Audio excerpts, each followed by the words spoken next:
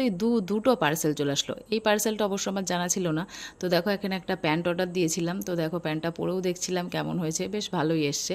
তারপরে সকালে খাওয়া দাওয়া করে নিলাম, রান্না হয়েছিল কচুর নাল, উচ্ছে আলু ভাজা, আলু ভাজা আর ডাল। তারপর দেখো এই যে পার্সেলের বক্সের মধ্যে মাম্মাম তো পুরো বসে গেছে, চলো তোমাদেরকে দেখাই কি অর্ডার দিয়েছিলাম। তো দেখো একটা প্যান্ট দিয়েছিলাম, আর এই যে রিং লাইট ট্রাইপড স্ট্যান্ড।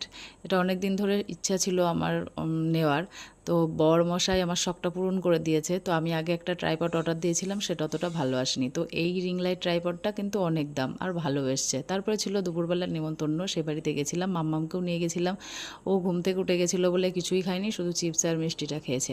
তারপরে খেয়ে দিয়ে চলে আসলাম বাড়িতে। সন্ধ্যাবেলা মাম্মাম হচ্ছে একটু ললিপপ খাচ্ছিল, আর আমিও সন্ধ্যাবেলা একটু চা বানিয়ে নিয়ে আসলাম। তো এখন হচ্ছে চা আর বিস্কুট খেয়ে নেবো।